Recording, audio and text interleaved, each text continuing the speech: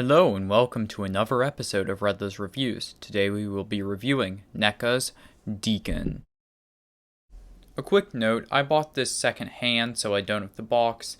The box was just a translucent clamshell package type thing, and the only real notable thing about it was that it did have an image of the Deacon and promoted some other Neca action figures.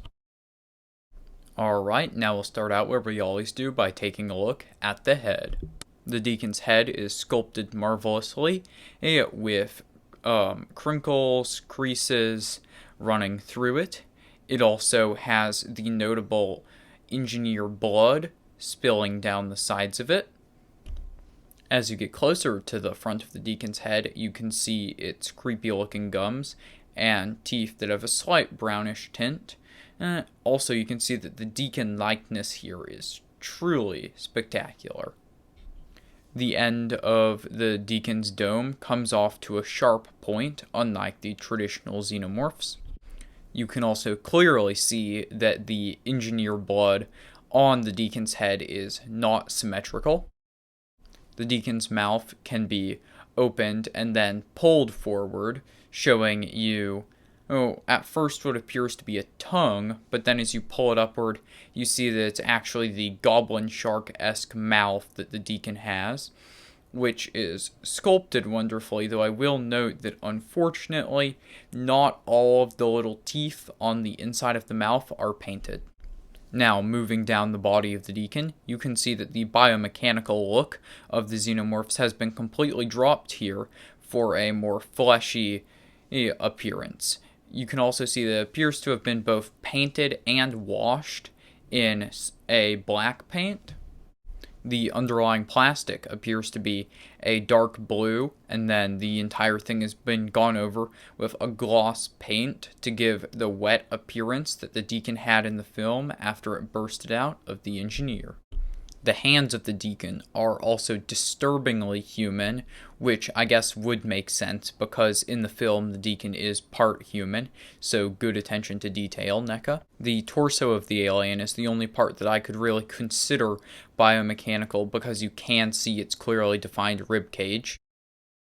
Coming down to the feet of the Deacon, you can see it's uncannily human and creepy toes that even appear to have toenails, which is very good attention to detail. Moving on to the Deacon's accessories, we can see that the Deacon comes with a decent amount of stuff.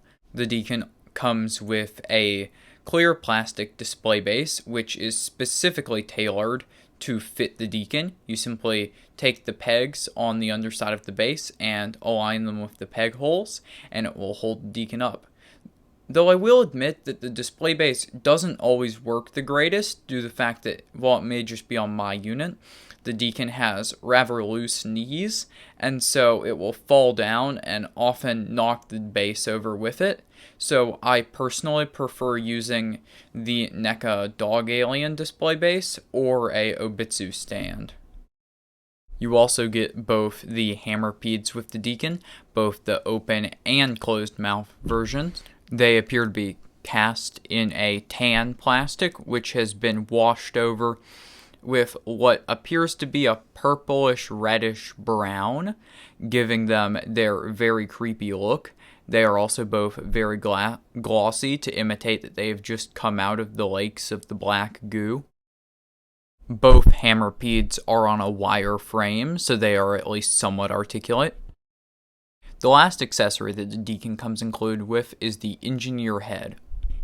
The head appears to be cast in a black plastic and then has been dry brushed over with brown, giving it that aged look as though it had been sitting in the temple for thousands and thousands of years.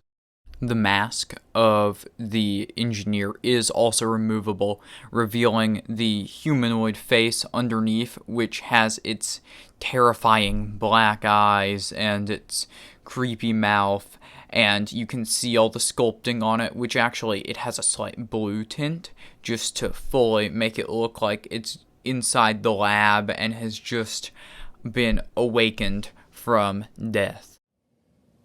Alright, moving on to the Deacon's articulation. The head rotates all the way around. It also will go up and down and pivot side to side. The mouth of the Deacon can be opened up to reveal inside it the inner jaw, which it resembles a goblin shark's mouth. The arms can split outward. They unfortunately can't go forward and back due to how they've been sculpted, but they can slightly swivel side to side. The elbows bend and swivel at the bend, and then the hands are on ball joints. With the torso ball joint, the Deacon can crunch backward and forward and pivot side to side. The legs will split out fairly wide and then also go forward and back. The knees are on a single hinge, yet accommodate what I'd say is double hinge movement, which is very good. And then the feet are on ball joints, which work fairly well.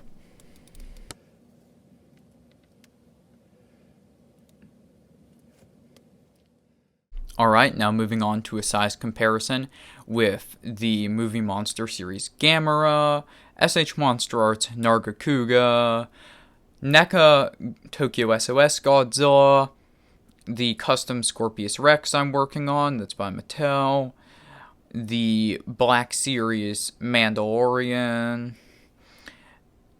the NECA Ripley, the NECA Neomorph, the Leonard Toys Predator, the NECA Fugitive Predator, the Alien Covenant Haya Toys figure, the NECA Predalien,